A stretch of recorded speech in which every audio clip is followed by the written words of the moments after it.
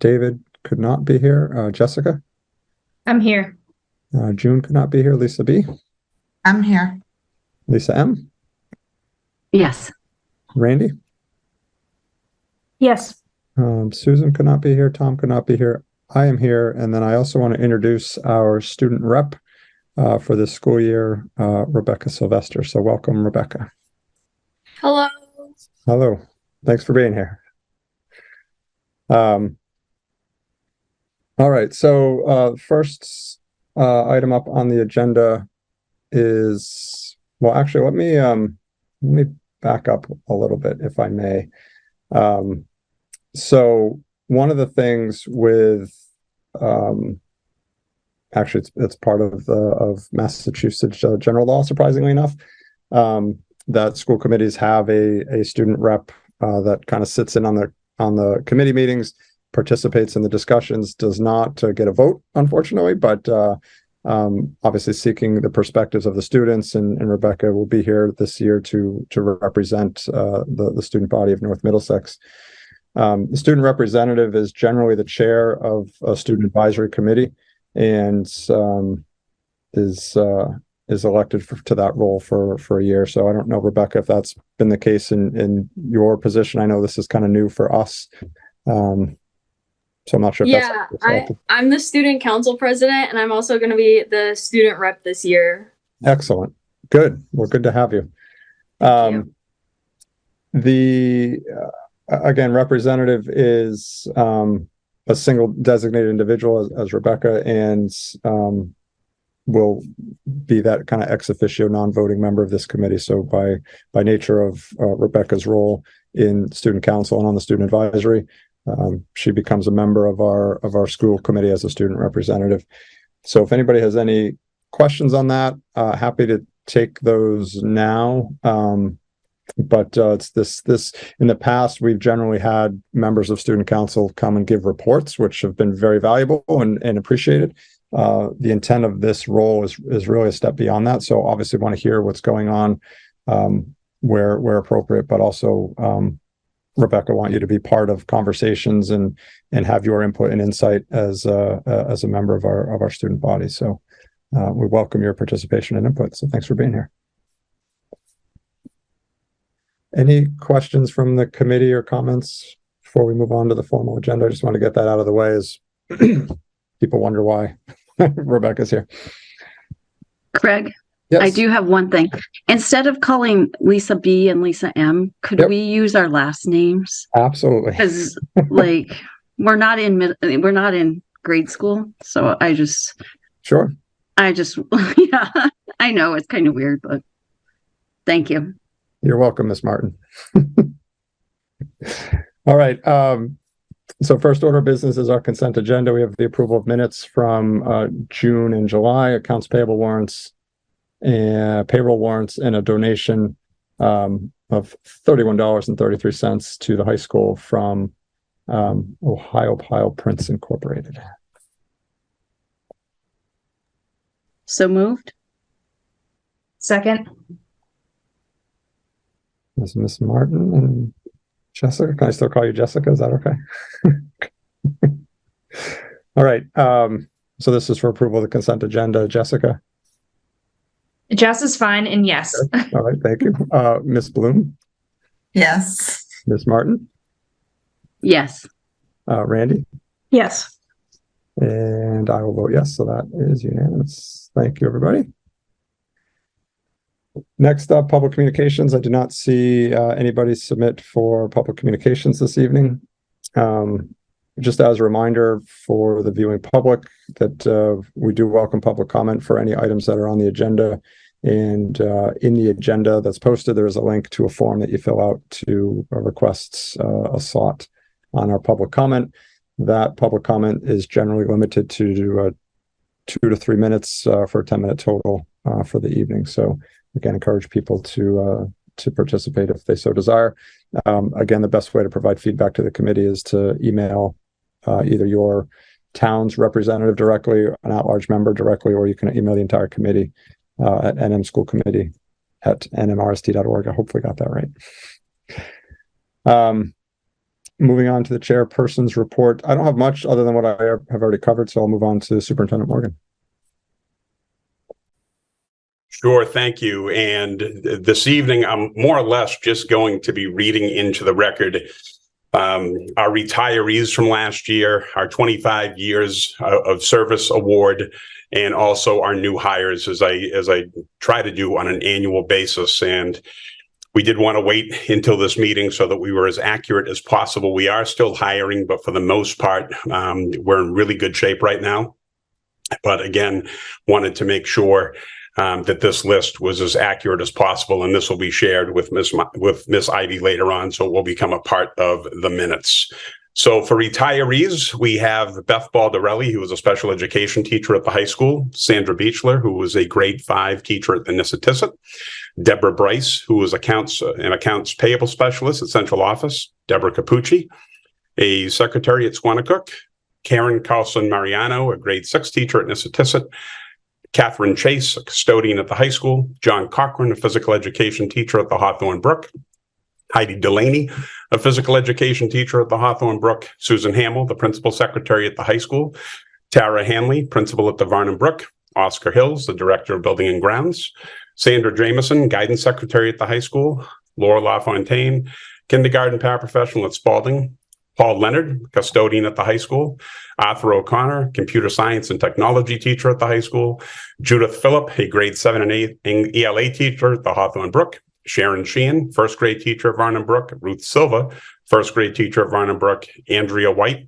secretary at Varnum Brook, and Virginia Woodward, grade 6 ELA teacher at the Nissitissit. So those are our retirees for the 2022-2023 school year. Any questions on that list before I move on to the 25 years of service award? No. Just congratulations to all of them. Yes, absolutely. And obviously health and happiness in their retirement. I hope that they have many years of enjoyment. And then we have, again, 25 years of service award. All of these individuals began their careers in NM in 1998. So Michelle Chappell, a grade 3 teacher at the Varnum Brook, Laura Gaffney, paraprofessional at Hawthorne Brook, Sarah Joy, an ELA teacher at the high school, Lori LaPierre, a special education teacher at the Hawthorne Brook, Rosemary Leclerc, a paraprofessional at the Spalding, Lorraine Lizotte, retired paraprofessional in District Courier, Lorraine Pulford, a speech and language pathologist at the Nissitissit, Lynn Ragsdale, paraprofessional at the Varnum Brook, Jennifer Reedy, special education teacher at the Varnum Brook, Lori Smith, assistant principal at the high school, Janice Tramatozzi, paraprofessional, Hawthorne Brook, and Karen Walsh, a 4th grade teacher at Ashby.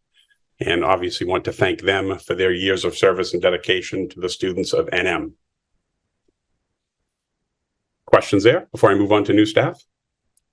Just congrats, and thanks for making me feel a little older. You're welcome. Okay, so for new staff, we'll do this by building at Ashby Elementary. Hannah Camo, grade 3 teacher. Kaylee Francis, kindergarten teacher. Annabella Lividotti, academic interventionist. McKenna Picaro, speech and language pathologist assistant.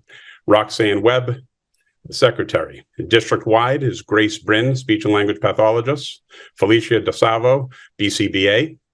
Erin Jusamine, a speech and language pathologist assistant. And James Pierce, a custodian. At the Hawthorne Brook Middle School, Junichi Ash, physical education teacher.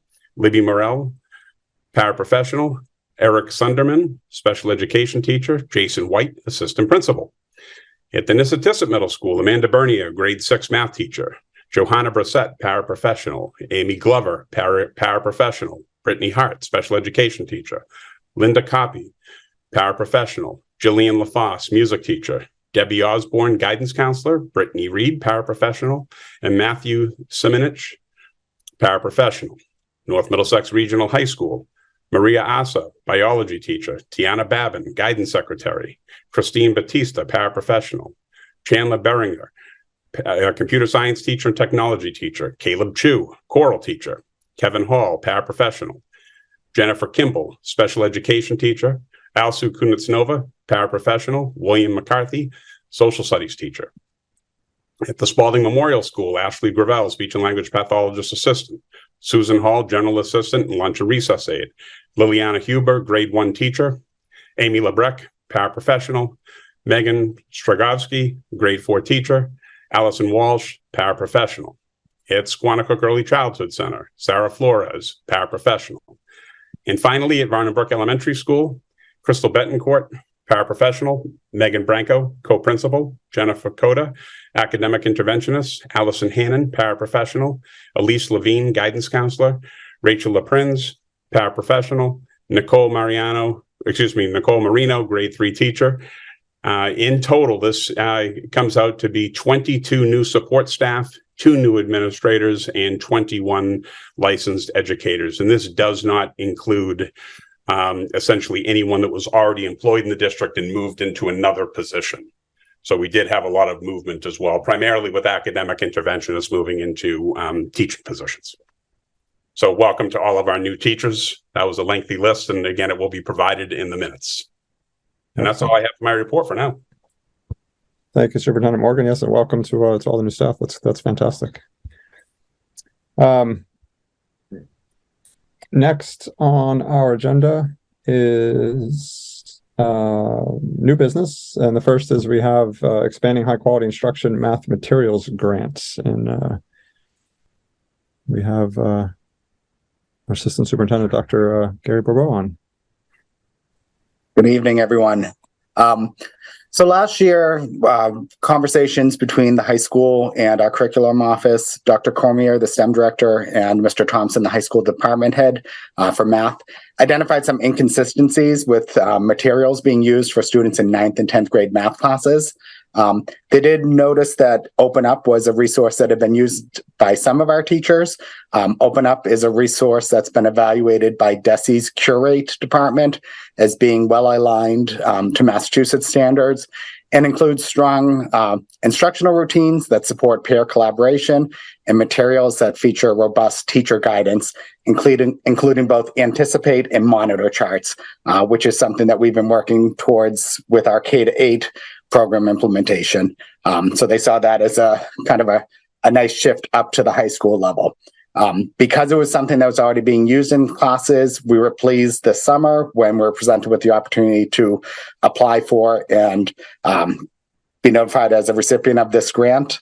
Under the grant, we're going to be able to provide teachers that are piloting the program with training to explore and better understand the program and the approaches that it uses. And funding will also be used for any potential additional materials as we move towards looking at full implementation with integrity across all classes going forward. And of course, in accordance with school committee policy, as we get closer to that January 1st date of this year, we'll come back to the school committee to discuss any changes to curriculum going forward into the next school year.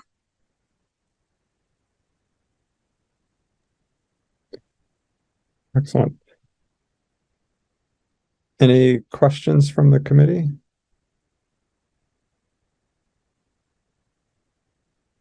And this grant is provided by DESE, correct? Yes, it's a DESE grant. And what we're finding with a lot of the DESE grants that are coming out right now for curriculum is there's a big focus on what's called high quality instructional materials, which really references materials that have been vetted through a process that DESE has, which is their Curate division, or through a national process called Ed Reports. And so they're looking at, any type of grant that they're funding or supporting has to be supporting implementation of high quality instructional materials. Excellent. Do we know how many other districts received a grant similar to this? Is this a statewide based on need, or is there like a limited number that's like how does this get selected? It's a competitive grant, and I'm not sure how many districts did receive it, but it was a competitive application process, and they had a certain amount of money available. Good. Randy?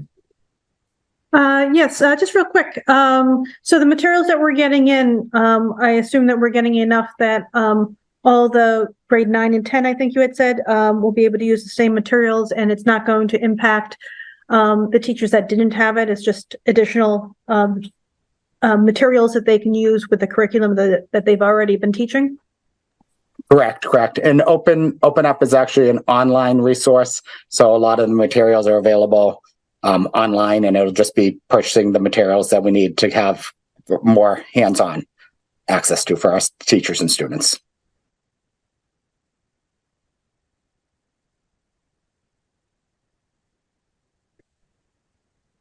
Any other questions, comments?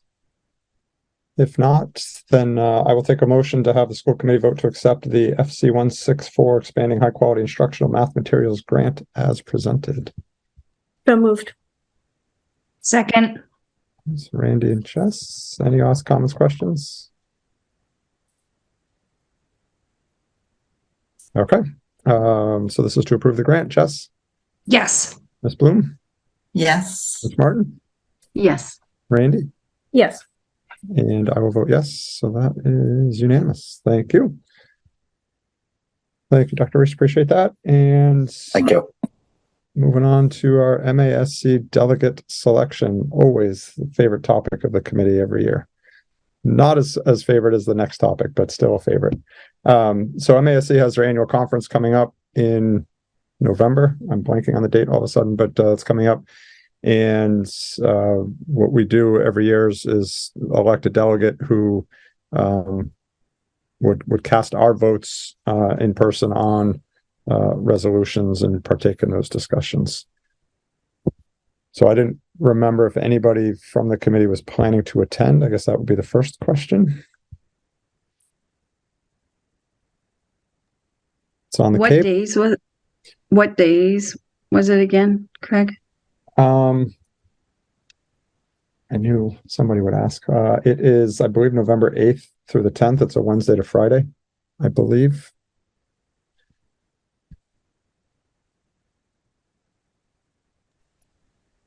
Mr. Hanson, yes, it's the 8th through the 10th. Perfect. Thank you.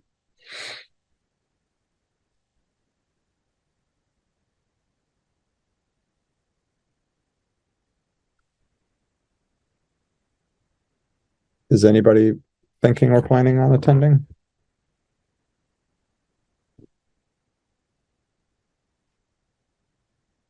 Cape Cod, November? No? It's a beautiful time of year to visit. It is.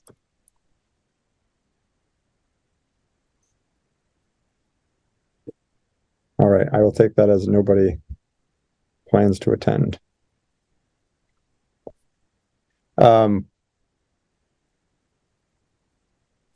Robin, if you're still there, do you or does anybody know when the delegates have to be selected by? Forget what the deadline is. I'm not sure when they have to be selected by. Okay. Is anybody a maybe and is considering, or is everybody a definite no? I'm trying to look up online right now, at least on when the which day that they're doing the delegates, and I could be maybe. Didn't last time they do the delegates on Wednesday? They did. And I'm not do looking it Friday? I'm looking to see if that's the same thing this year. I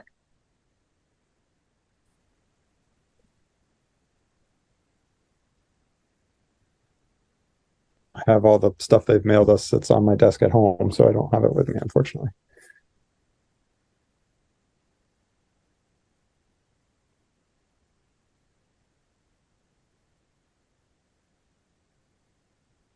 Yeah, it looks like the business meeting.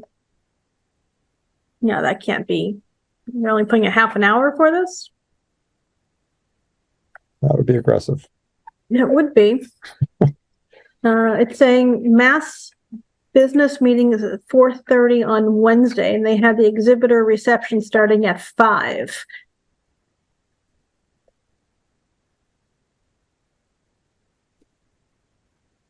This has never been a half an hour. No, Yeah. I know. That's why I'm like looking at this going,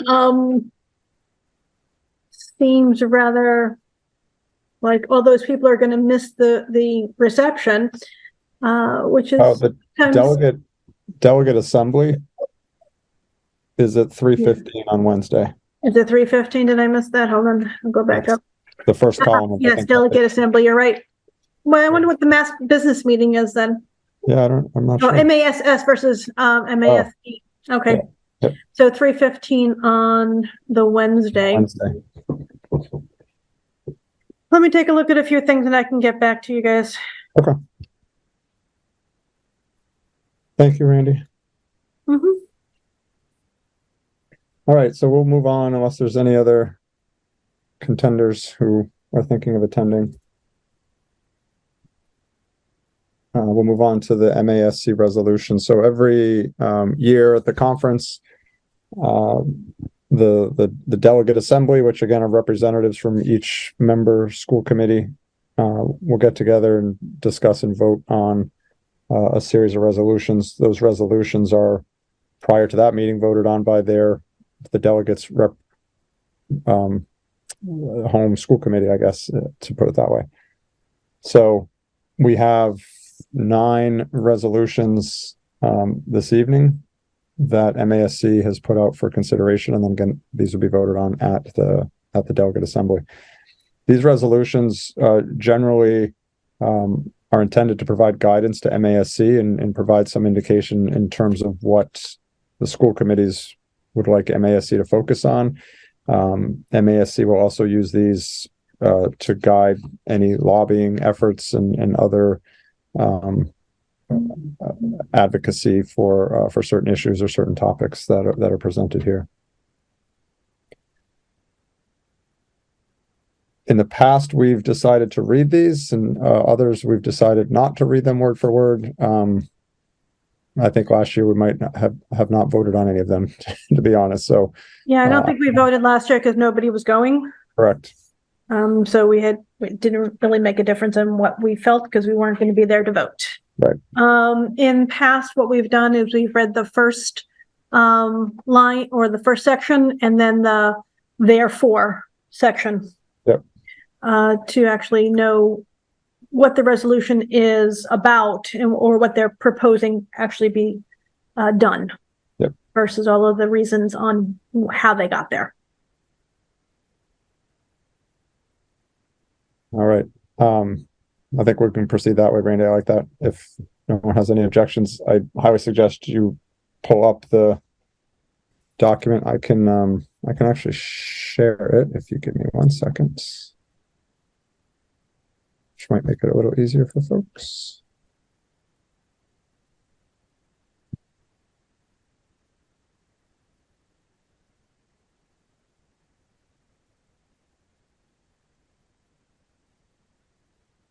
All right.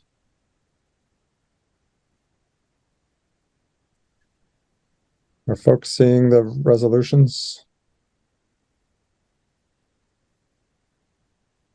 I hope. Yes. Okay. So resolution 1 is full stable funding for METCO. METCO is the Metropolitan Council for Educational Opportunity, and that is whereas in 1966, the first 220 students rode buses from Boston neighborhoods to schools in 7 suburbs. And it's, I don't really have a good summary of picking this out, but Massachusetts legislature passed the Racial Imbalance Act. The Commonwealth accepted financial responsibility for any town that wishes to enroll students from outside the district for the purpose of racial integration, subject to appropriation. Therefore, be it resolved that Massachusetts Association of School Committees calls upon the governor and the legislature to create a stable funding structure to support METCO and its partner districts that fully funds the support provided by METCO and the cost of providing services delivered by METCO's partner districts. So this would be an example of of one where MASC would help to lobby and advocate for funding for this service. Now, whereas we don't have anything, we don't have any METCO programs in our district. I am familiar with the METCO program a little bit, and this is one of those unfunded mandates. And I would certainly support, trying to get stable funding for this unfunded mandate because it kind of goes a long way for other unfunded mandates that do affect us. and so support other districts that have these same issues. It's really kind of just trying to get the state to pay for what they mandate and the programs that they put in place. So I would move to support resolution 1. I'll second. Any other questions, comments? All right, this is to support resolution 1. Jess, Yes. Ms. Bloom, Yes. Ms. Martin, Yes. Randy, Yes. and I will vote yes. So that is unanimous. Thank you. Resolution 2 regarding investigations and recommendations for transportation bidding procedures. Whereas school districts across the Commonwealth are struggling with the problem of transportation services and the bidding and purchasing of these services. Therefore, be it resolved that the MASC prevail upon the Office of the State Auditor to investigate the bidding practices of school transportation providers and to present such findings and recommendations as may be necessary to contain costs and make more efficient transportation services available for public schools. I will say this was a topic when the state auditor visited our district a month or so ago, maybe a month and a half ago now. This was a main topic of discussion in terms of the single bidder environment that we're in for school transportation and the costs that continue to escalate that aren't reimbursed by the state. So there's a number of different factors that affect us. This one focuses on the bidding practices of that transportation model. Superintendent? I just wanted to add that this kind of encompasses what we've been asking for. The state auditor, quite honestly, that the governor look at this and look at the bidding practice so that it becomes an actual bidding process as opposed to a monopoly.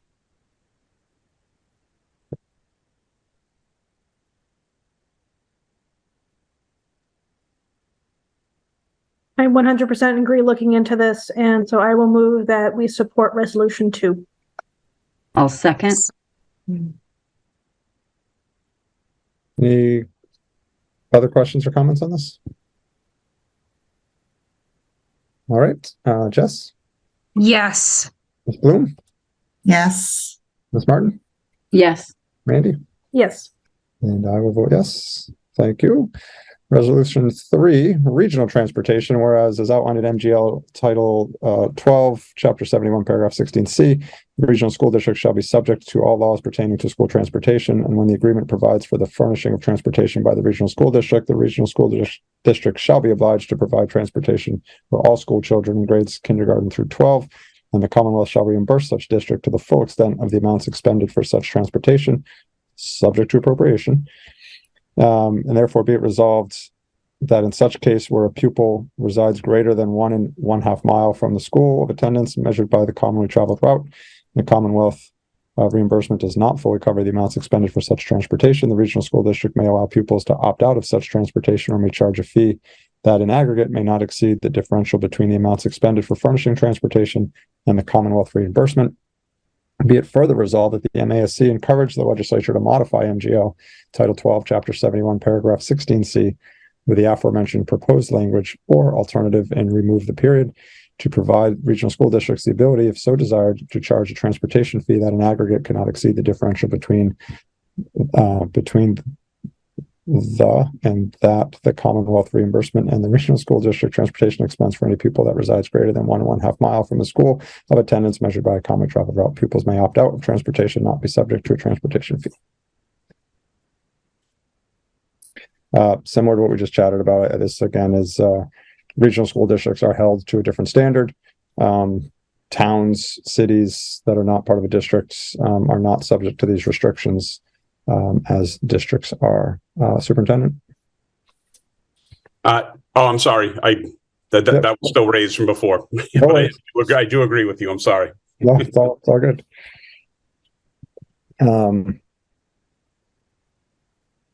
Questions, comments, motion?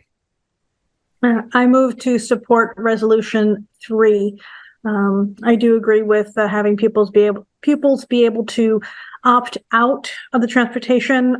It could certainly help with having our empty buses and some of our costs, not having to have a seat for every student on the bus if they don't want it. Second.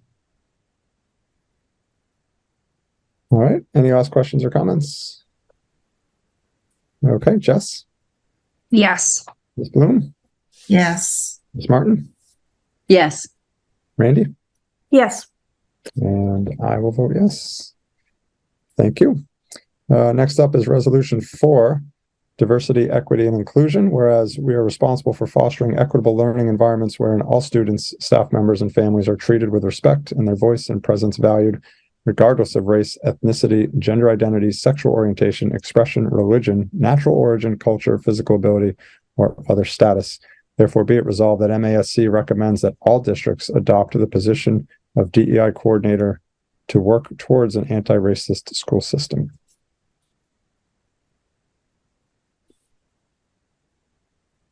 Randy? Whereas I completely agree with diversity, equity, inclusion in the schools and making the schools a welcoming place for all. I'm a little confused why this is a resolution, because it's just MASC recommending something to the rest of the districts. So I'm not sure why they need us to vote on that, as well as what that does. And I'm not in favor of pushing a position in the district, because some districts can't afford another position. It may not be a full-time position in some of the smaller districts. It may be combined with another. Having to recommend or even go down the road of trying to mandate a DEI coordinator position is not something that I support. Yeah, I would tend to agree with you, Randy. I think the school committee, I should say, a number of years ago now, voted to support the anti-racism resolution, which was followed by practice of educating teachers and putting things in place to address that. I agree with this. I thought the same, that I'm not really sure what they're asking, because just putting out that recommendation would serve the same purpose, because whether every district supports this or not, it's not going to mandate districts hire this position. And if it did, then that'd be another unfunded mandate that many districts wouldn't be able to afford anyway. So I think the theory and practice behind it is important, but recommending districts hire a specific position, I don't think is appropriate.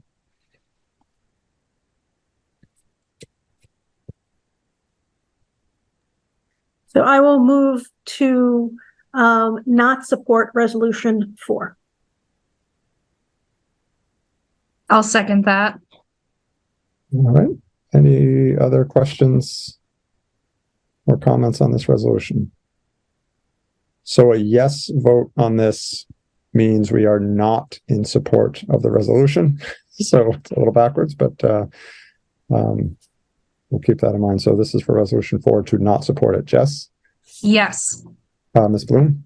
Yes. Ms. Martin? Yes. Randy? Yes. And I will vote yes. So motion passes and we are not in support of Resolution 4. Resolution 5 is the Massachusetts School Building Authority, whereas the School Building Assistance Program is the oldest capital grant program operated by the Commonwealth, as established in MGL Chapter 70B, Section 1. Therefore, be it resolved that the Massachusetts, the MASC calls upon the Mass Legislature to amend MGL Chapter 70B, Section 7 by removing the $800 million cap. And be it further resolved that the Massachusetts Association of School Committees calls upon the Massachusetts School Building Authority to reinstate the accelerated repair program for 2024 applications. And be it further resolved that the Massachusetts Association of School Committees calls upon the Massachusetts Legislature to allow public preschools to be included in the accelerated repair program and core program.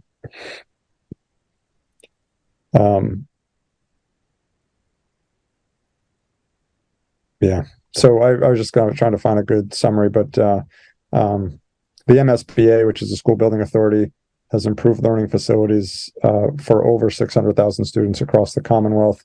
Right now, funding is limited by law to $800 million, plus either the rate of growth and the dedicated sales tax revenue amount is defined in another section of the law, or 4.5%. So there's some limitations on that today. Obviously, a lot of aging school buildings. I think we have benefited, correct me, Brad or Lisa, for 3 buildings through the accelerated repair program, or 2. It was Hawthorne Brook, Varnum and 3, Varnum, and Squanicook. Yep, thank you. So, And at one time, Ashby too, right?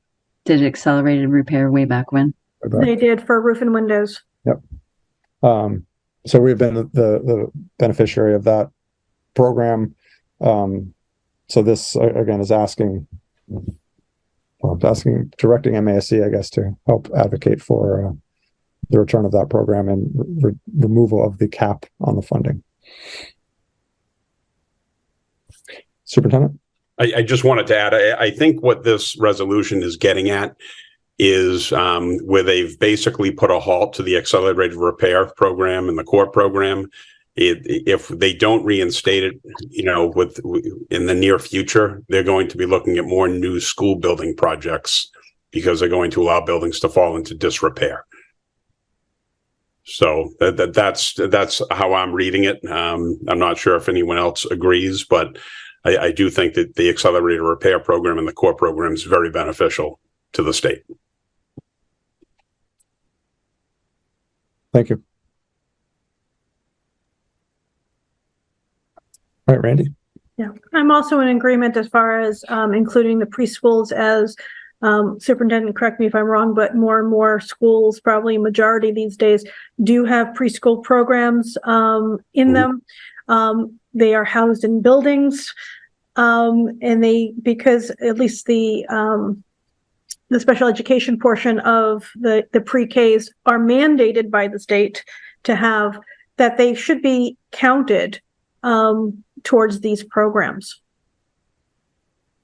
Agree 100%.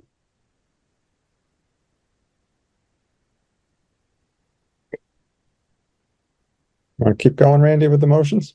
Sure. I will move to support resolution 5.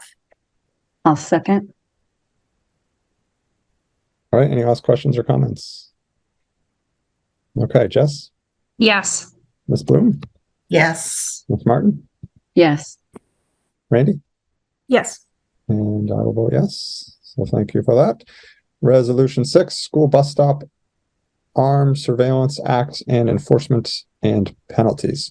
Whereas it is against the law in Massachusetts to pass a stopped school bus with the stop arm extended and flashing lights while student passengers embark and disembark the bus. Unless witnessed by a police officer, penalties for passing a stopped school bus are minimal. The danger to the passengers is extraordinary and can prove fatal. Therefore, be it resolved that the MASC calls on the Massachusetts legislature to enact legislation to pass into law the ability for cities and towns to install on all school buses live digital video detection monitoring systems for the purpose of enforcing violations against the owner of a motor vehicle whose vehicle failed to stop for a school bus when required to do so by law. And be it further resolved that the MASC calls on the Massachusetts legislature to enact legislation raising the fine for passing a stopped school bus to a significant schedule of fines as penalty, whether witnessed by a police officer or recorded by a digital video detection monitoring system. The rationale, the significant safety concerns present when a vehicle passes a stopped school bus, embarking or disembarking passengers are endangering our students in Massachusetts. Presently, unless witnessed by a police officer, the penalties for passing a school bus are minimal. If the registration plate of the offending vehicle is reported by the bus driver, there is a minimal fine. Requiring a police officer to witness the violation prevents appropriate law enforcement action from taking place, especially for repeat offenders. Allowing the installation and utilization of digital video detection and monitoring systems on school buses will allow for appropriate law enforcement action, provide for monitoring and data pertinent to the safety concern, and serve as a deterrent to drivers who are contributing to the safety issue. Protecting the safety of our students is a paramount concern.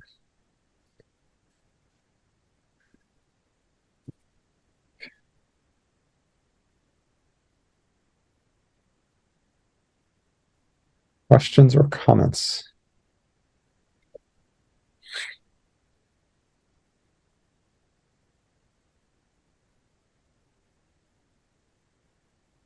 Randy? So for the superintendent, do you know if any districts actually have anything like this, or is this something completely new? Because it's currently illegal to put these in place.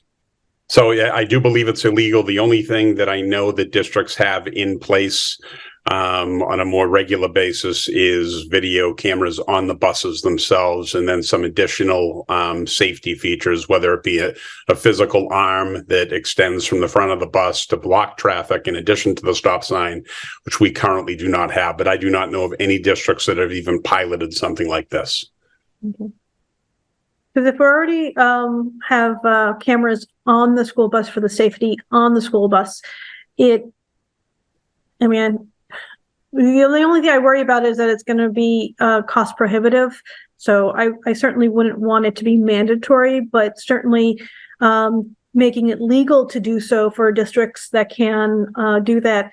Because I have seen cars go right past buses, and seen videos online of really scary times when students are trying to cross the street and cars just don't seem to care.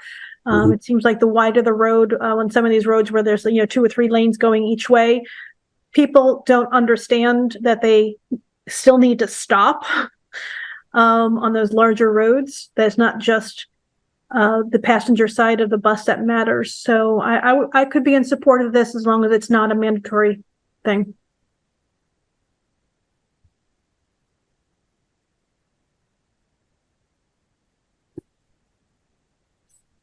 And it does say that for the ability for cities and towns to install these. So it is not trying to mandate it.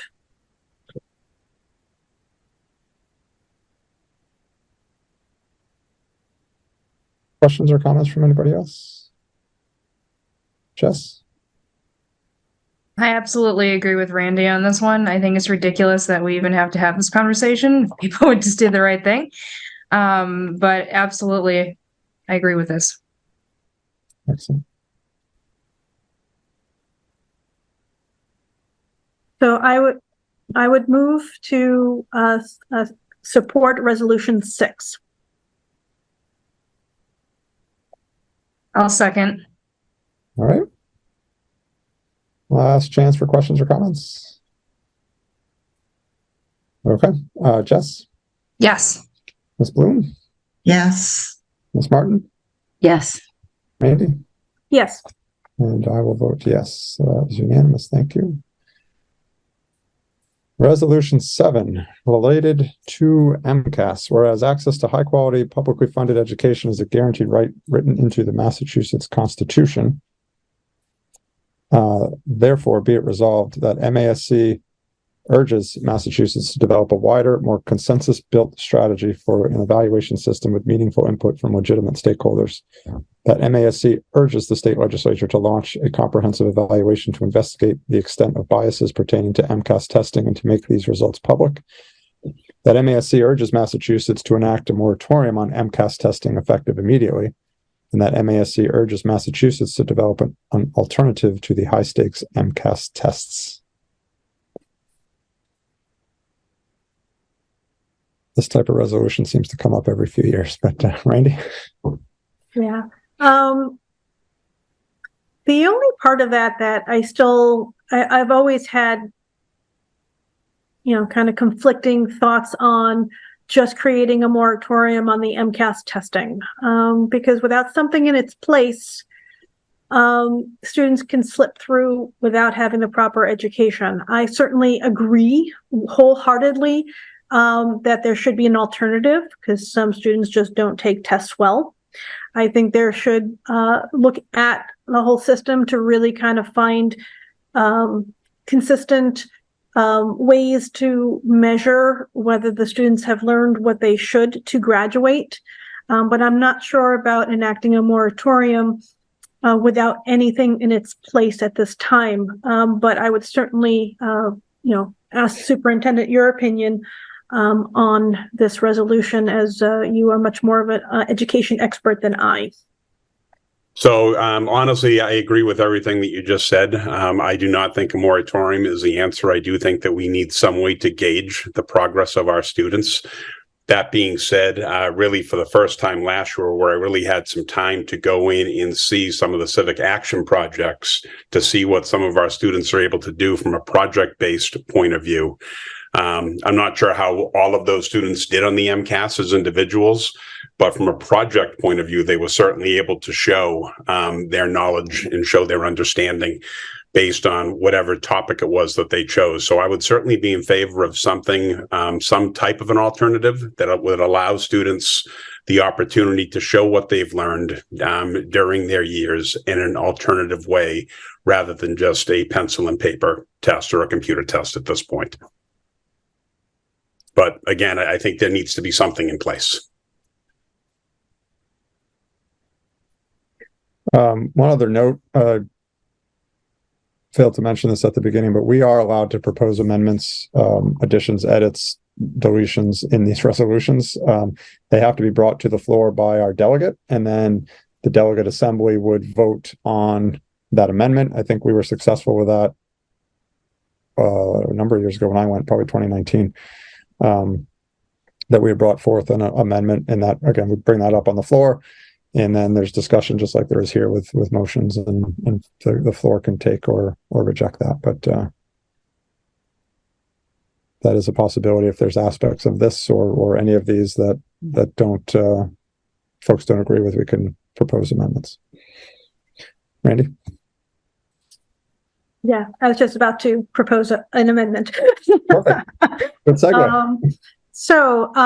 I move that we support Resolution 7 with the amendment of removing that the MASC urges Massachusetts to enact a moratorium on MCAS testing effective immediately.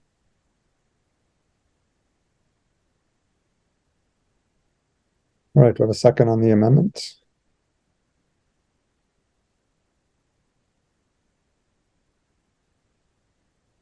I will second the amendment. I'll second. Thank you, Lisa. Any discussion on that, Jess? I will say that DESE's last meeting that they just had the other day, they talked almost 2 hours on this very thing. They had a whole bunch of people come in and say the pros and cons of each. So I think that it would be worth the watch. It's one of the first things they talk about during their meeting. So if anyone cares to watch that, I just figured I'd throw that out there. Thank you. That's good. Jessica, do you care to, paraphrase what their stance on it was and what they were, in your opinion, of their argument? There was both good and bad for both sides. I felt like a lot of the people that came in were totally against the MCAS. Like that they felt like that there should be something else in place because teachers are teaching to a test and not to what students need in order to be functioning adults at 18 when they graduate.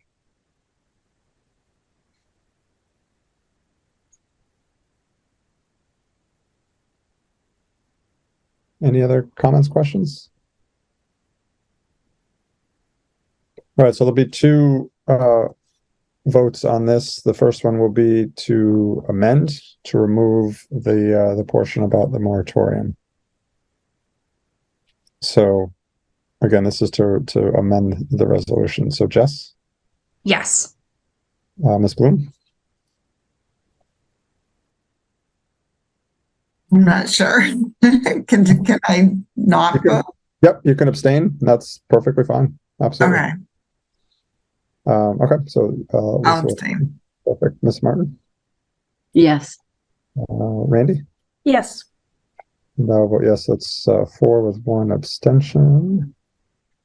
And I guess Lisa Bloom, with Miss Martin now changing her name and how I refer to her, I didn't ask you. I should have. If you wanted to still go by Lisa now that name is available again, or Oh, whatever. It doesn't Okay. matter to me. Sorry about that. I should have asked you earlier. I didn't. All right. So now we have the full resolution to vote in support of that. Now minus the amendment. So Randy, you want to make that motion for us as amended? Or I will move that we support Resolution 7 as amended. I'll second. All right, thank you. Any other questions? Okay. Jess, Yes. Ms. Bloom, So now, do I say yes? so this is now resolution 7, but we've, as a committee, voted to pull out the paragraph on the moratorium. So if Okay. you support Okay. the new resolution, if you will, then you could vote yes. If you're still not comfortable with removing that moratorium, you can vote no or abstain. Okay. I'll keep it the same. Okay. No worries. So it's an abstention. Ms. Martin, Yes. Randy, Yes. and I will vote yes. So that's 4 with 1 abstention. Thank you. Resolution 8, safe storage of firearms. Whereas the safety and well-being of our students, teachers, and staff is a top priority in schools, and keeping them safe from the threat of gun violence should be the responsibility of all adult stakeholders at each of our school sites.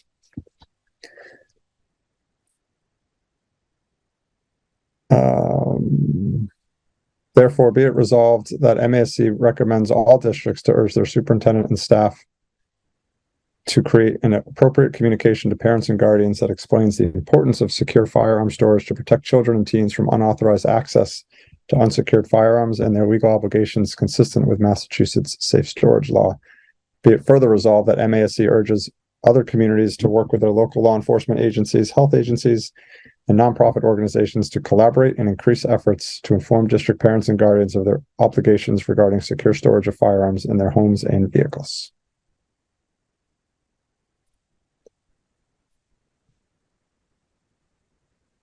Randy? I am again left with this one. Not sure what this whole MASC recommends to the districts whole part of these resolutions is. I certainly believe in firearm safety. And I think it should be in law enforcement that should be pushing this. We can ask for collaboration from them on, do they have a program for our district parents and families? Can they target things towards them? But this really isn't anything that should be developed in the schools. It's a law enforcement, it's in their purview and they're the experts in it, and they probably have programs already there that we're going to end up duplicating if we try and do anything. It should be a collaboration with the law enforcement. So I don't know what this resolution would really do. Thank you, Randy. Lisa Bloom? I agree with Randy. I don't believe that. I believe this is the parents' rights also, plus law enforcement should be stepping in. And there are fire safety courses that you can have your children take as well. For the firearm safety, you can find them all over town or different places locally. So I don't think it's really the school's place that they need to teach the children. I do agree that there is a problem with, some parents leave their guns out, unfortunately. And that needs to be addressed by law enforcement, I believe. Thank you, Lisa. Jess? I will also say on that it is Mass state law that the gun itself is locked, and that gun that is locked goes into another locked case, into a locked closet, according to state law, if you're following me. So I think it's really on the police in a state matter and not really the spot for a school to say, you should be following the law. Where it is state and federal law that, I don't really feel like it's on the schools to decide, honestly. Thank you, Jess. Anyone else, questions or comments?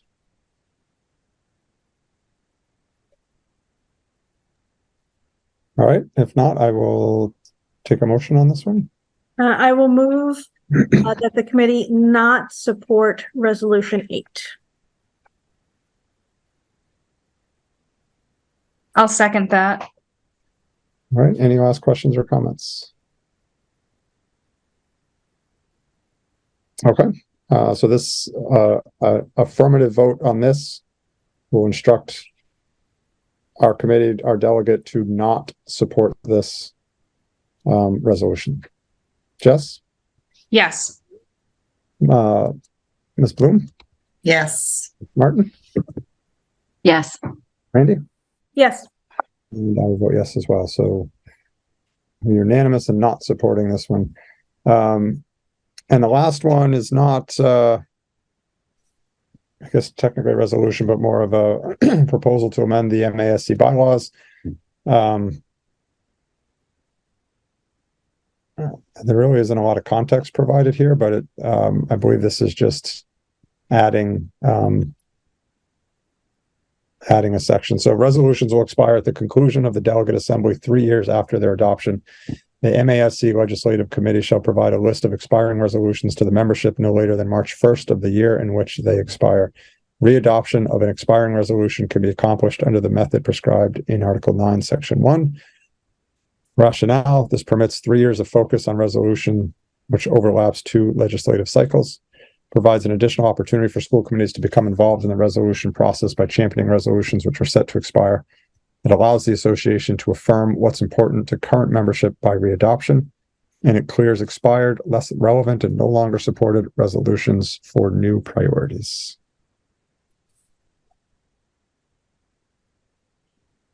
And I believe this is completely new language. I didn't see anything where this is changing anything that already existed. So this seems like a new section. Questions or comments? I'll just simply move to support the amendment proposed. All right. Second. Thank you, Jess. Any questions, comments? All right. Jess? Yes. Ms. Bloom? Yes. Ms. Martin? Yes. Andy? Yes. And I will vote yes. So that is unanimous. Thank you. That concludes our annual MASC run through. That's all I had under new business. Moving on to subcommittee reports. Accelerated repair. Lisa, anything there or on finance? We are all good. Nothing. Upcoming meeting on finance? Not yet. We'll probably have one as soon as I have to coordinate it with Brad. He's been out. All right. June could not make it to talk about the Ashby Building Committee. Tom is not here for communications, but Tom has decided to step away from the communications subcommittee. He's having trouble attending these meetings just due to scheduling conflicts. So we'll need to find another chair to lead that committee. I don't know if anybody here is interested. If not, we will we'll figure something out on how to move that forward. Are you raising your hand, Lisa Bloom? Raising. Yeah, it wasn't raising though. No worries. I would like to step up to the chair for the subcommunications, as I'm already on it, but I'm taking my MASC training charting course this Saturday, so Okay. I just like to put that out there. Absolutely. Is there any, I'm trying to remember, for committee membership, does that have to be on the agenda to vote on that, or can we vote on that at any time? I know, Lisa, you're already on it, but to change roles. I think where it's a vote, it needs to be on the agenda. Okay. So we'll get that Lisa, on the next agenda. I appreciate you volunteering and stepping up for that. I think this is our newest and probably one of our more important subcommittees, as communication continues to be a hot topic. So Okay, appreciate you taking the lead on that. Thank We'll formalize that on the next meeting. okay, thank you. Thank you. Where was I? Negotiation personnel. Ms. Martin, is there any update there outside of We have some meetings planned next week. Okay. Excellent. Policy, Randy. Yes, so we have one policy. It did not go through the policy subcommittee. I do apologize to the members of the subcommittee. This is the wellness policy. This was worked on by a full committee chaired by Catherine Hampson, who is in the district. It had a number of nurses, and it had a representative from the food service. It had, lots of different members. I was the school committee representative on that committee looking at this. The wellness policy is a policy that the DESE does have a lot of requirements for it. So we were going and looking at what they require, making sure that we address those. There's a number of different changes. This is a fair change from what we've had in the past. It is it is very comprehensive, dealing with a lot of different subjects. It does have buy-in, as far as I understand, from the different schools. And it is something that is now coming to the school committee for our approval. So I hope everyone had a chance to take a look through this. If there's any questions, I'd be happy to answer them. But at this point, we would be voting on to just put it out for comment for a first reading. And then we would be able to look at adoption at our next meeting. So I will move that the school committee approve policy ADF wellness policy for a first reading as presented. Second. All right, Randy and Jess. All right, again, this is to put this out generally. It is out for a minimum of a couple of weeks, be posted on the district website. We invite members of the public and members of the committee, obviously, to review and submit any feedback back to us. That would be for consideration at an upcoming meeting. So this is just to allow this to get out for comment. That's right. Any questions or comments from anybody before we vote?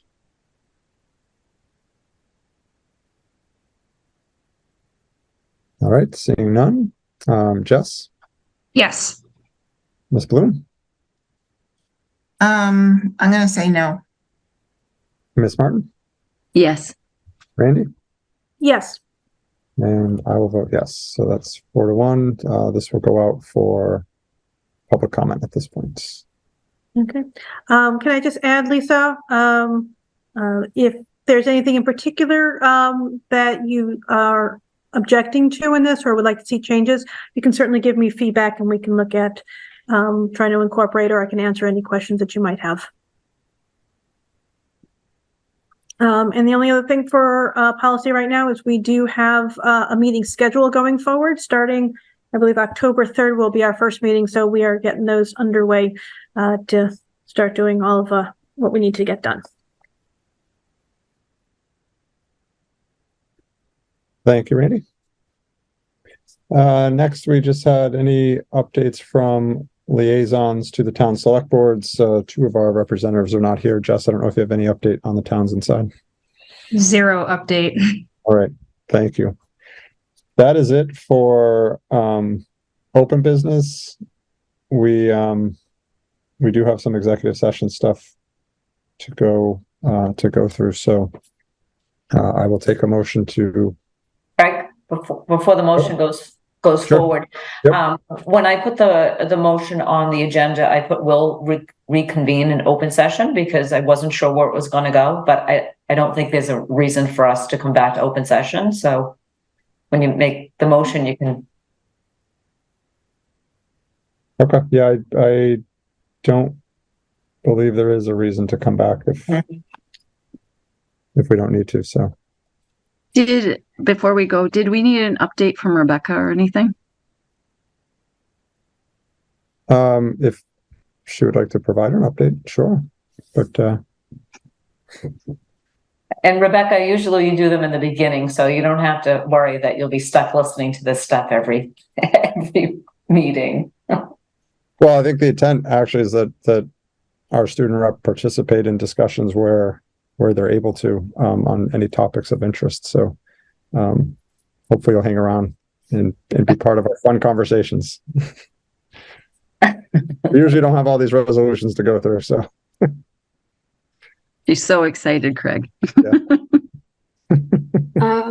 The thing we have coming up most recently is homecoming. So we're having all the varsity sports teams play either, I think on every team plays either that Friday night, October 6th, or Saturday. And we're doing like a Patriot Pass. So instead of having to pay to get into every sports game individually, it's just like one big pass so that you can go to all the games that weekend. And along with homecoming, we have the Autumn Fest that's going on from 9 a.m. to 3 on October 7th, where all the clubs and other community members are able to sell stuff. And then, of course, we have the game that night, or the football game and the dance. Nice. That sounds exciting. Thanks, Rebecca. Thank you, Rebecca. All right. Any questions for Rebecca? Any other items before we take the motion for executive session? All right. Who would like to do the honors? I might as well continue. I move that we meet in executive session pursuant to MGL Chapter 30A, Section 21A for the following purpose. Purpose 3, to discuss strategy with respect to and in preparation for collective bargaining in the North Middlesex Regional School District Teachers Association, because an open discussion may have a detrimental effect on the bargaining position of the committee. Purpose 4, to discuss deployment of security personnel and or devices or strategies with respect thereto.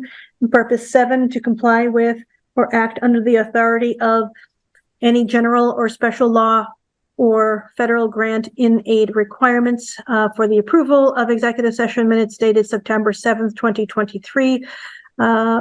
Executive session minutes dated July 27th, 2023, the executive session minutes dated July 29th, 2023, and the executive session minutes dated June 29th, 2023.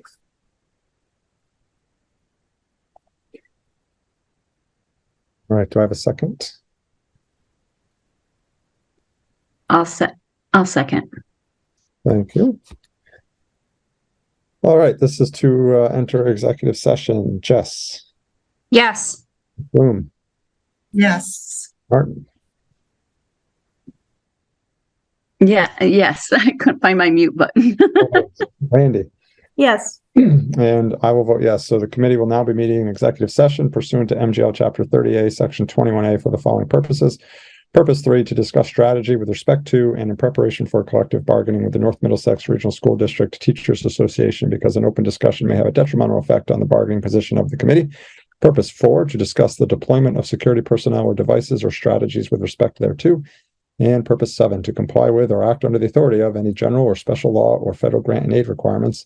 And that is for the approval of executive session minutes dated September 7, 2023, July 27, 2023, July 19, 2023, and June 19, 2023. The committee will not reconvene in open session. So for members of the public, have a good evening. For the committee, we will see you on the Google Meet